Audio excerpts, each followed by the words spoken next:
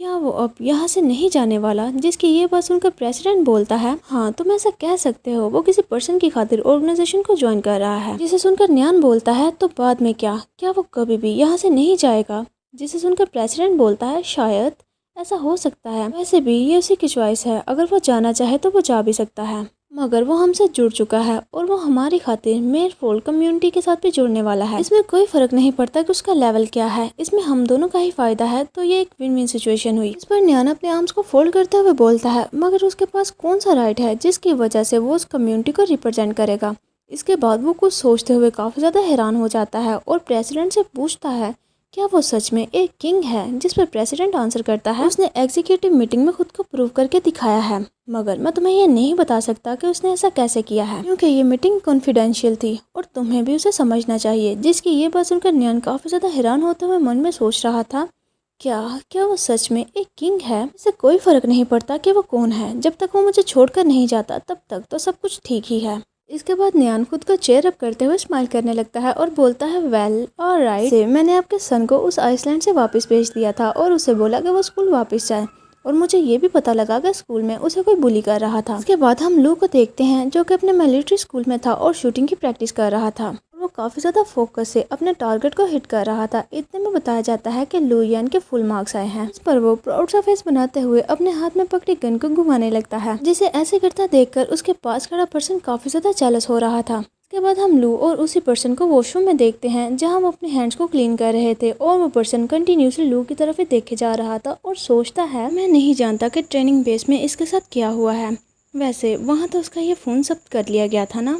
Anyway, अब इसकी graduation complete होने वाली है और ये दोबारा से अपग्रेड के लिए एग्जाम नहीं दे सकता। ये सब सोचते हुए वो पर्सन लू के ऊपर पानी फेंकने लगता है, जिसकी वजह से उसके हाथ से उसका मोबाइल गिर जाता है। इतने में वो पर्सन उसके सामने आता हुआ बोलता है, तुम तो बहुत ही ज्यादा बेकार हो, तुम्हें तो मार पड़नी चाहिए। जिसकी ये बात सुनकर लू को काफी ज्यादा गुस्सा आने लगता है और साथ ही साथ वो काफी घबरा भी रहा था और वो बोलता है, सरकार तुम कहना क्या चाहते हो? मुझे तुम्हारी समझ नहीं लगी, और क्या तुम यहाँ पर मुझे मारने वाले हो? क्या तुम पागल हो गए हो? वो दोनों पर्सन आपस में बातें करते हुए लू को टोन मारने लगते हैं कि हमें इसे जाना चाहिए। क्या तुम ये नहीं जानते कि इसके फादर कितने ज्यादा कैपेबल हैं?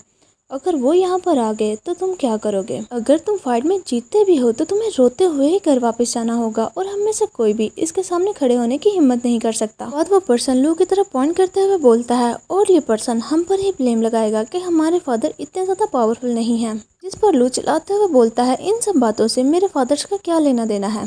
तुम्हें क्या लगता है कि ये मेरी गलती है कि मैंने एग्जाम में फर्स्ट पोजीशन ली? और क्या तुम्हारे लिए ये एडमिट करना इतना ज्यादा मुश्किल है कि तुम एक बेकार पर्सन हो? पर वो पर्सन बोलता है, तुम्हारी ये सारी खूबियां भी तुम्हारे फादर्स की वजह से ही तुम में आई हैं। बोलने के बाद वो वहाँ से जाने लगते हैं, जिन्हें वहाँ से जाता देखकर लू को काफी ज्यादा गुस्सा आता है और वो गुस्से से चिल्लाता है, तुम यहीं रुको। अगर वो दोनों तो आपस में बातें करते हुए वहाँ से जाने लगते हैं। एक बोलता है, लू यान तो काफी ज्यादा इंटरेस्टिंग है, तुम्हें तो इसे मिलते रहना चाहिए। पर दूसरा पर्सन बोलता है, हाँ इसके फादर भी काफी ज्यादा अमेजिंग है, और आखिरकार फ्यूचर में हम इनके ही जूते चाटने हैं। उनके जाने के बाद लू बिल्कुल अकेला वहाँ खड़ा था और वो सोच रहा था, ये सच में मुझे कुछ भी नहीं समझते। मैं सुबह 5 बजे उठकर अपनी ट्रेनिंग करता हूँ और रात तक भी प्रैक्टिस करता रहता हूँ ताकि मैं खुद को बेहतर बना सकूँ। इतनी ज्यादा प्रैक्टिस करने की वजह से जब मैं सोता हूँ तो मेरी पूरी बॉडी पेन करती है, और अगर कभी इतना ज्यादा हार्डवर्क करने की वजह से क्लास में मैं सो जाऊँ तो टीचर मुझ पर काफी गुस्सा करते हैं, और मेरे फादर्स को भी यही लगता है कि मैं बेकार हूँ। इन सब चीज़ों के अलावा मेरे फादर्स कभी भी किसी से बदला नहीं लेंगे, सिर्फ इस वजह से कि मैं एग्जाम में फेल हो चुका हूँ। ये सब कुछ सोचते हुए वहाँ से जा रहा था। इतने में एक पर्सन उसे आवाज़ देता है और बोलता है, लू मैं तो तुम्हारी क्लास टीचर को देखने आया था, मेरे पास आओ, ये मैं तुम्हारे लिए लेकर आया हूँ। पर लू उसके पास जाकर उस बॉक्स को ले लेता है, मगर लू इस वक्त काफी ज्यादा सैड था, जिसे देखकर वो पर्सन बोलता है, तुम्हें क्या हुआ है? इसे देखकर तो तुम्हें काफी ज्यादा खुश होना चाहिए था ना। जिस पर लू आंसर करता है, नहीं मैं ठीक हूँ। इतने में हम उन दोनों को एक जगह पर बैठा देखते हैं, जहाँ लू काफी ज्यादा सैड होते हुए अपने फेस को छुपाकर बैठा हुआ था, और वो पर्सन उसे कंसोल कर रहा था और बोलता है, मैं इस लाइफ से काफी ज्यादा बोर हो चुका हूँ। सबको यही लगता है कि मैं हमेशा अपने फादर्स पर डिपेंड करता हूँ, मगर वो तो मुझे एक बेवकूफ़ के अलावा कुछ भी नहीं समझते। इस पर वो पर्सन बोलता है, वो ऐसा कैसे कर सकते हैं? प्रेसिडेंट और मिस्टर लू तो तुमसे काफ़ी प्यार करते हैं, मगर लू तो रोते हुए बोलता है इससे तो बेहतर यही था कि वो इतने ज्यादा ग्रेट ना होते। और न्यान ये सब बातें प्रेसिडेंट को बता रहा था और बोलता है बस यही, और मैं आपके सन के स्कूल उसे मिलने जाऊंगा। जिस पर प्रेसिडेंट अपने आर्म्स को फोल्ड करते हुए अपने फेस को टर्न कर लेता है और बोलता है नहीं, उसे अपनी प्रॉब्लम्स को खुद से ही सोल्व करना सीखना होगा। जिस पर न्यान वहाँ से जाते हुए बोलता है आप बहुत बूढ़े हो चुके हैं, इसीलिए आप उसे समझ नहीं रहे, तो चलें, अगर आप नहीं जा रहे तो पहले मैं ही चला जाऊंगा।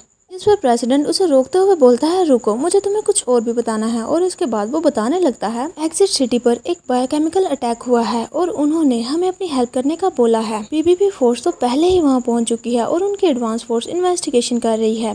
जिस पर न्यान पूछता है क्या उन्हें कोई क्लू मिला। फिर प्रेसिडेंट न्यान को एक डॉक्यूमेंट दिखाते हुए बोलता है फिलहाल तो पीपीपी वालों ने सिर्फ यही रिपोर्ट सेंड की है और इस रिपोर्ट के मुताबिक ये अटैक स्पेशल एक्सपेरिमेंटल सब्जेक्ट 804 ने किया है। जिस पर न्यान थोड़ा हैरान होते हुए बोलता है क्या 804। जिस पर प्रेसिडेंट बताता है कोडिंग के मुताबिक जो कि हमें पैरामिड में मिली है, 0 का मतलब है कि उसमें कोई भी पावर नहीं है जिससे कि वो दूसरों की एबिलिटी को कॉपी कर सकता हो, और 8 का मतलब है कि उसके पास ऐसी पावर है कि वो वायरसेस को फैला सकता है।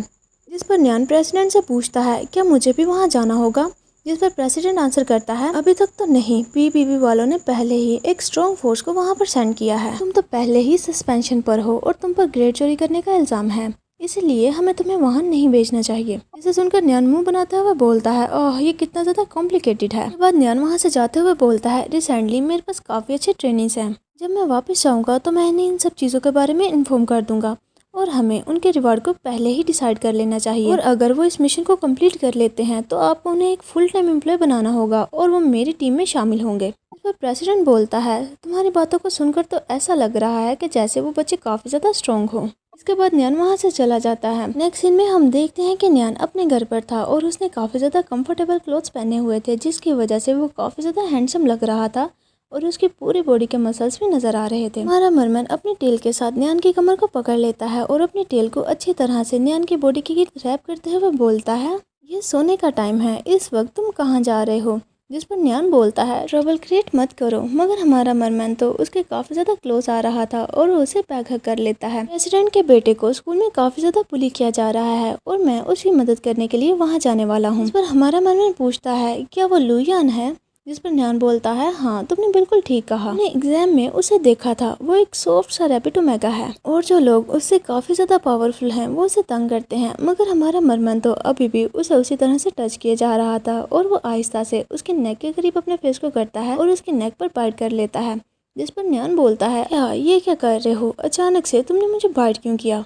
हमारा मरमन उसके फेस को पकड़ते हुए बोलता है तुम मेरे हो और मैं ये सबको दिखाना चाहता हूँ। जिसे सुनकर न्यान जल्दी से हमारे मरमन की तरफ अपने फेस को टर्न करता है और उसके ऊपर आते हुए बोलता है अभी बहुत ज़्यादा टाइम है, मैं बिल्कुल भी लेट नहीं होऊंगा, चलो पहले एक नैप लेते हैं। जिसके ऐसे रिएक्शन को देखकर हमारा मरमन काफी ज्यादा कंफ्यूज हो जाता है और उसे देखने लगता है। हमारा मरमन तो बस उसे टीज कर रहा था और अब न्यान के ऐसा करने की वजह से हमारा मरमन वहां से भागना चाह रहा था। इसी स्वीट से मोमेंट के साथ ही ये चैप्टर यहीं पर एंड होता है। अगर आपको ये वीडियो अच्छी लगी हो तो प्लीज इसे लाइक करें और मेरे चैनल को सब्सक्राइब करें। थैंक्स फॉर वॉचिंग, मिलते हैं आपसे नेक्स्ट वीडियो में, तब तक के लिए बाय बाय।